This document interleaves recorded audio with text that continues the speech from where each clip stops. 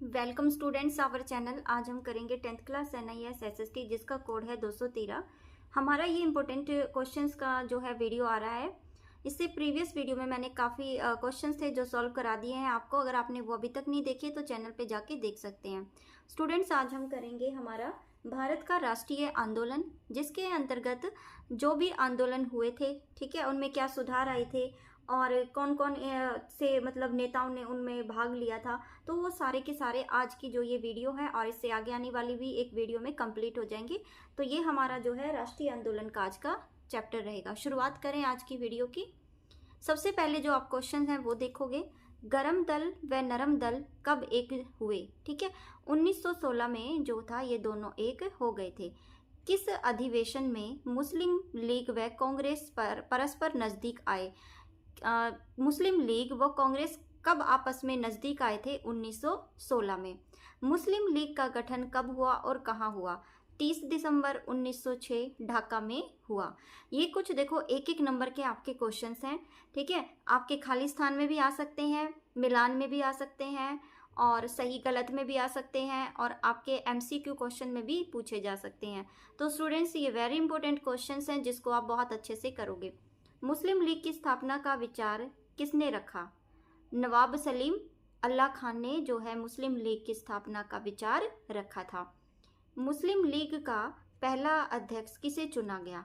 आगा खान को पहला अध्यक्ष था जो चुना गया। नेक्स्ट क्वेश्चन देख लेते हैं।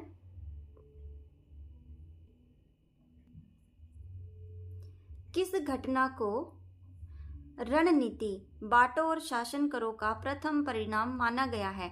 मुस्लिम लीग को।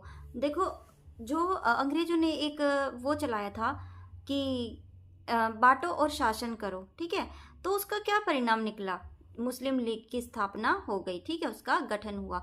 तो ये घटना का परिणाम था मुस्लिम लीग की स्थापना। मार्ले मिंटो सुधार कब आया? 1909 में मार्ले मिंटो सुधार आया था।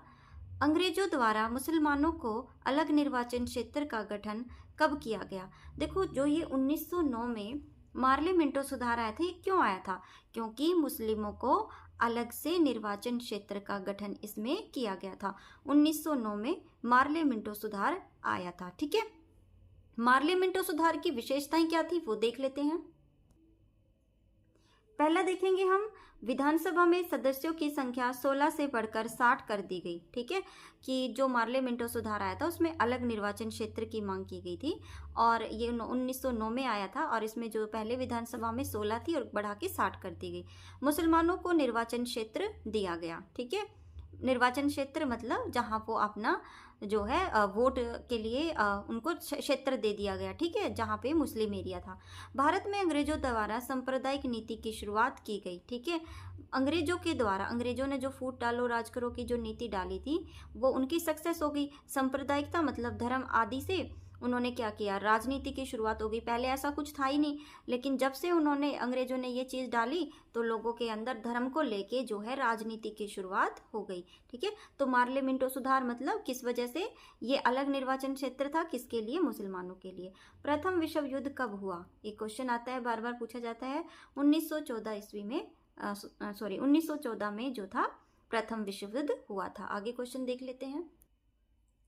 देखो, ये थोड़ा क्वेश्चन लॉन्ग है और कई बार ये भी पूछ लिया जाता है और इम्पोर्टेंट क्वेश्चन है, तो मैंने इसको ज़्यादा आपको समझाने के लिए ही लेके आई हूँ। तो बच्चे इसको बहुत ध्यान से देखेंगे। राष्ट्रीय आंदोलन पर प्रथम विश्व युद्ध का क्या प्रभाव पड़ा? आपको पता ही है कि जो प्रथम विश्व युद्ध हुआ था वो 1914 में हुआ था। तो कहते हैं कि इसका क्या प्रभाव पड़ा था राष्ट्रीय आंदोलन पर, ठीक है। पहला देखो, अंग्रेजों ने किसानों पर लगान बढ़ा दिया, क्योंकि जब ये विश्व युद्ध हुआ तो इसमें क्या हुआ था, बहुत ज़्यादा लोगों ने जो है भुगतान किया था इस चीज़ का, क्योंकि जब उन्होंने क्या किया, उस पर लगान लगा दिया। ब्रिटिश फौज में भारतीयों की दस्ती भर्ती किया गया, ठीक है, क्योंकि देखो विश्व युद्ध कोई एक जगह से तो होता नहीं है, विश्व में होता है पूरे। तो अगर सेना जाएगी लड़ेगी तो और भी सेना जो है उसकी ज़रूरत पड़ेगी।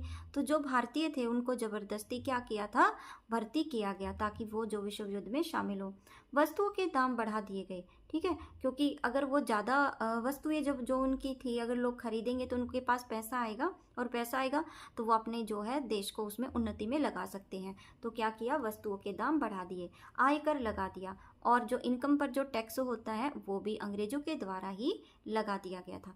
तो ये कहा गया है कि प्रथम विश्व युद्ध का क्या प्रभाव पड़ा राष्ट्रीय आंदोलन पर। ठीक है, तो यह आंदोलन पर यही प्रभाव पड़ा था कि अंग्रेजों ने किसानों पर, क्योंकि देखो उस टाइम पे ज़्यादा लोग क्या करते थे, खेती बाड़ी ही करते थे ना, तो टैक्स लगा दिया। दूसरा क्या किया, जबरदस्ती उनको सेना में भर्ती किया गया। तीसरा क्या किया कि जो लोग कुछ भी खरीदते ना, उन पे उन्होंने वस्तुओं के दाम थे जो वो बढ़ा दिए। फोर्थ पे क्या किया कि उन्होंने जो भी इनकम उनकी होती उस पे उन्होंने आयकर यानी इनकम टैक्स लगाना शुरू कर दिया। आगे देखते हैं।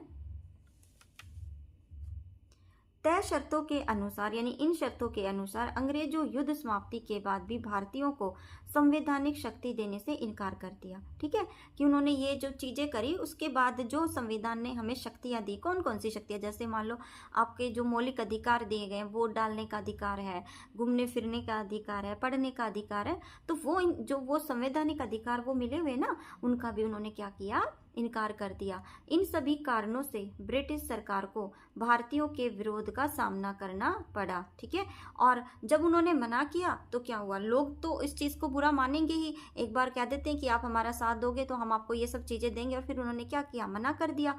तो भारतीयों के विरोध का किसको, ब्रिटिश को सामना करना पड़ा। इस विरोध ने भारतीयों को एकजुट करने व राष्ट्रवाद को बचाने का काम किया।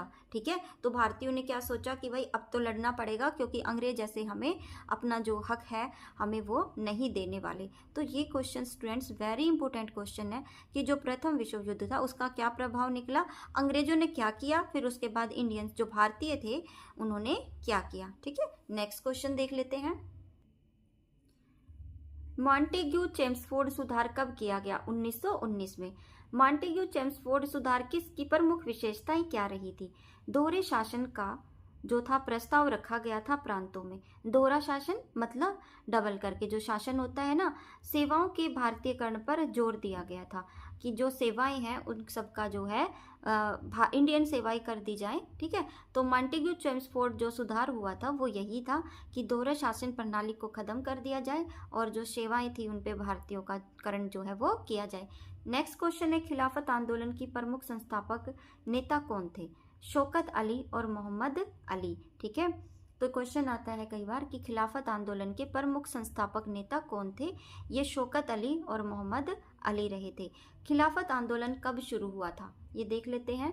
1919 में खिलाफत आंदोलन शुरू हुआ था। आगे क्वेश्चन देखते हैं।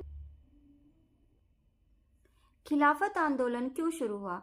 प्रथम विश्व युद्ध के बाद तुर्की के सुल्तान पर लगाई गई संधि और ऑटोमन साम्राज्य के विभाजन से नाराज होकर भारत के मुसलमानों ने खिलाफत आंदोलन शुरू किया था। ये बात आप याद रखोगे कि जब प्रथम विश्व युद्ध हुआ था तब तुर्की के सुल्तान पर लगाई गई संधि, ठीक है, और ऑटोमन साम्राज्य के विभाजन से नाराज होकर भारत के मुसलमानों ने ये खिलाफत आंदोलन किया था।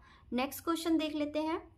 ब्रिटिश सरकार द्वारा लागू किया गया अधिनियम जिसमें व्यक्ति पर बिना न्यायालय में मुकदमा चलाने, गिरफ्तार करने और जेल भेजने का अधिकार देता है, कौन सा एक्ट था, वो रोलेट एक्ट के नाम से जाना जाता है। ठीक है स्टूडेंट्स, ये जो एक्ट था इसमें क्या कहते हैं कि जो भी व्यक्ति क्या करता था उसको गिरफ्तार कर लिया जाता था और उसके ऊपर बिना मुकदमा चलाए क्या करते, उसे जेल भेज दिया जाता था। ठीक है, तो ये इसके अंदर था और ये अंग्रेजों ने ये एक्ट लेके आए थे जिसको रोलेट एक्ट के नाम से जाना जाता है। स्टूडेंट्स, अगर आज की वीडियो आपको अच्छी लगी हो तो वीडियो को लाइक करना। इसका नेक्स्ट पार्ट मैं जो है नेक्स्ट वीडियो में लेके आऊँगी। तब तक के लिए बाय, थैंक्स फॉर वॉचिंग।